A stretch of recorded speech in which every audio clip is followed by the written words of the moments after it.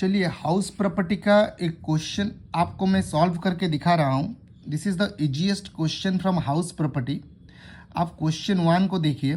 Find out the taxable income from let out house property using the below given data for previous year 23-24। PY 23-24 के लिए हम लोगों को let out house property का income compute करना है। Figure हम लोगों को क्या दिया हुआ है, म्युनिसिपल वैल्यू दे दिया, fair market value of the property दे दिया, मतलब मार्केट वैल्यू, एक्चुअल रेंट दे दिया 10,30,000, म्युनिसिपल टैक्स पेमेंट जितना हुआ है 30,000 वो दे दिया, इंटरेस्ट ऑन बोरोड कैपिटल मतलब हाउस लोन के ऊपर इंटरेस्ट जो दिए हैं वो भी दे दिया। 5 फिगर्स दे दिया। इसको यूज़ करके हम क्वेश्चन 1 का आंसर आपको करके दिखाएंगे, ध्यान से आप देखिए। लेकिन उसके साथ साथ आप क्वेश्चन 2 भी एक बार देख लीजिए। क्वेश्चन 2 एक दूसरा तरह का प्रॉपर्टी है, सेम लेट आउट है लेकिन फिगर अलग अलग है। इसमें भी म्युनिसिपल वैल्यू दिया हुआ है, फेयर मार्केट वैल्यू दिया हुआ है जो क्वेश्चन 1 में था, लेकिन स्टैंडर्ड रेंट अलग से दिया हुआ है जो कि क्वेश्चन 1 में नहीं था। ध्यान देके देखिए।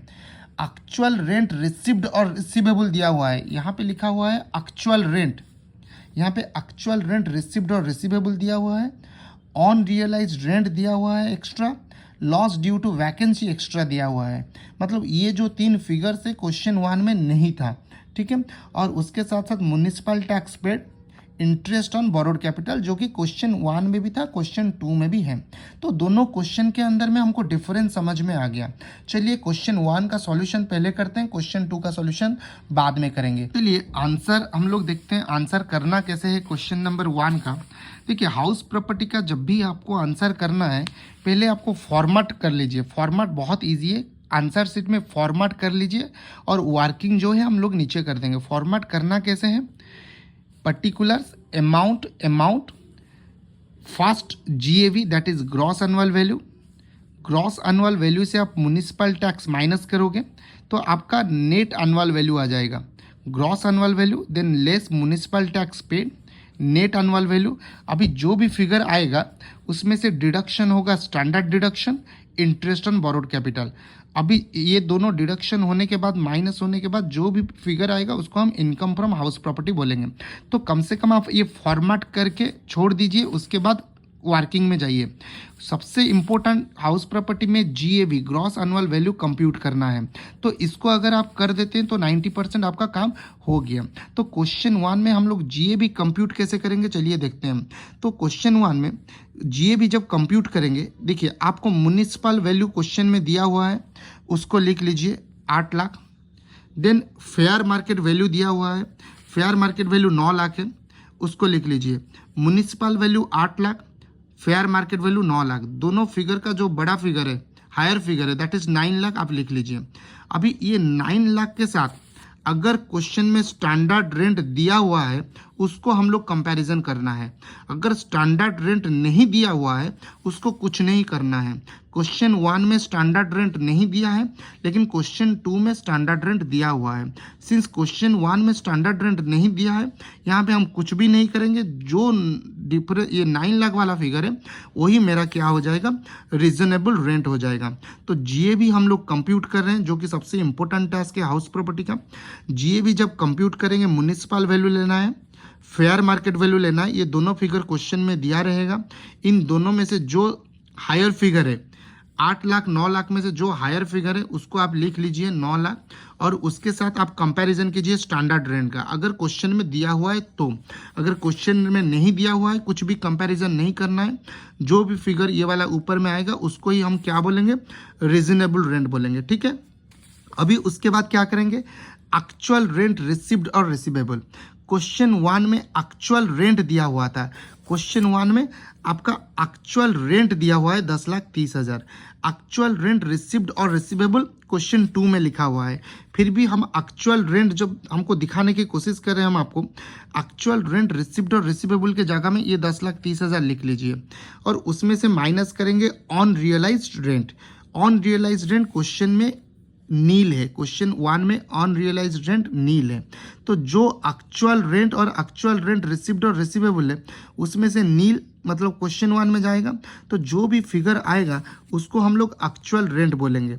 तो ये जो एक्चुअल रेंट वाला है ना वही फिगर ऑलरेडी क्वेश्चन में दिया हुआ है।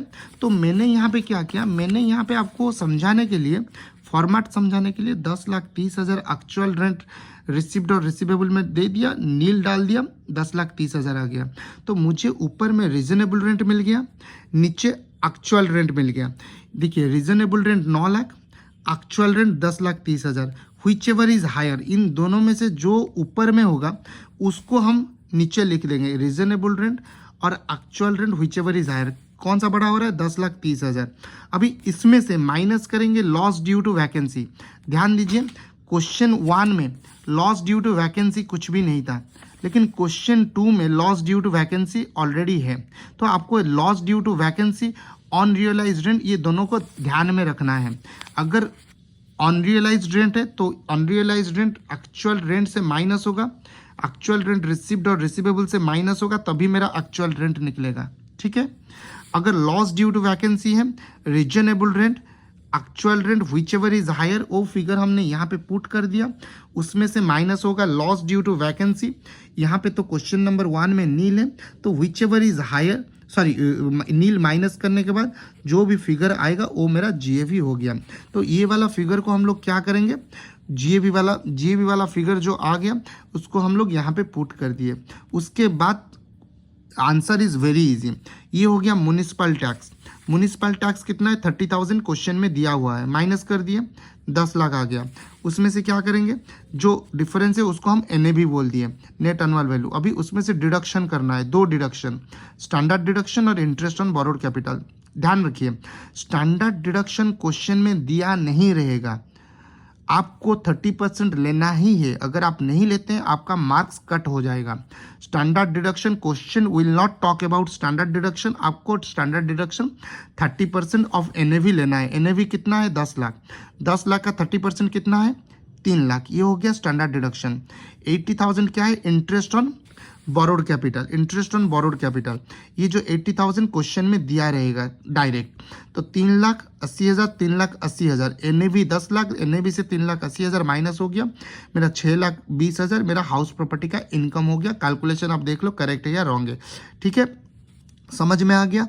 सबसे इंपॉर्टेंट है जीएवी। जीएवी कंप्यूट करना है, municipal value, fair market value, whichever is higher ले लीजिए, उसको कंपैरिजन कीजिए स्टैंडर्ड रेंट के साथ। अगर क्वेश्चन में दिया हुआ है तो, अगर क्वेश्चन में स्टैंडर्ड रेंट नहीं दिया हुआ है तो, क्वेश्चन 1 में नहीं दिया हुआ है तो इसको कुछ भी नहीं करना है। जो ऊपर वाला फिगर है उसी को ही हम रीजनेबल रेंट लेंगे।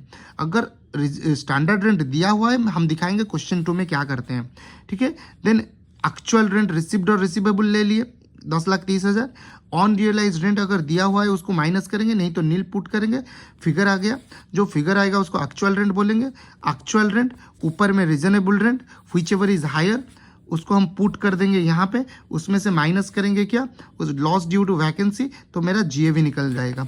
जीएवी अगर निकल गया उसको जीएवी के जगह में पुट कर देंगे। म्युनिसिपल टैक्स माइनस करेंगे, एनएवी निकल गया। Standard deduction 30% of NAV, then interest on borrowed capital, मेरा निकल गया क्या, income from house property. Hope you understand. अब क्वेश्चन 2 को चलिए सॉल्व करके देखते हैं। क्वेश्चन 2 को सॉल्व करके देखते हैं। क्वेश्चन 2 में मैं आपको उसी के साइड में कर दिया, आप देख लीजिए। क्वेश्चन 2 में GAV same format, less municipal tax भी पुट करेंगे, NAB put, same format same रहेगा क्वेश्चन 2 में। लेकिन आपको चेंज क्या रहेगा, आप चलिए देखते हैं। क्वेश्चन 2 में देखिए ये हो गया GAV, gross annual value. Question 1 में 10,30,000 था, 45,000 कहाँ से निकला, यहाँ पे वर्किंग में आ जाइए। वर्किंग में थोड़ा सा आप ध्यान देंगे, म्युनिसिपल वैल्यू क्वेश्चन में दिया हुआ है, फेयर मार्केट वैल्यू क्वेश्चन में दिया हुआ है। क्वेश्चन 1 में municipal value, fair market value, इन दोनों में से जो ऊपर है, हायर है, दैट इज 46,000, वो पुट कर दिया। अभी डिफरेंस आप देखिए, क्वेश्चन 1 में स्टैंडर्ड रेंट नील था, कुछ नहीं दिया हुआ था, तो हम स्टैंडर्ड रेंट को कंसीडर ही नहीं किए। लेकिन क्वेश्चन 2 में स्टैंडर्ड रेंट 45,000 दिया हुआ है। अभी अगर स्टैंडर्ड रेंट दिया हुआ है तो ऊपर वाला फिगर जो निकला है उसको स्टैंडर्ड रेंट के साथ कंपैरिजन करेंगे, व्हिच एवर इज लोअर, वो हो जाएगा मेरा रीजनेबल रेंट। ध्यान देखिए 45,000 रीजनेबल रेंट हो गया। अभी उसके बाद क्या करेंगे, उसके बाद एक्चुअल रेंट रिसीव्ड और receivable less unrealised rent.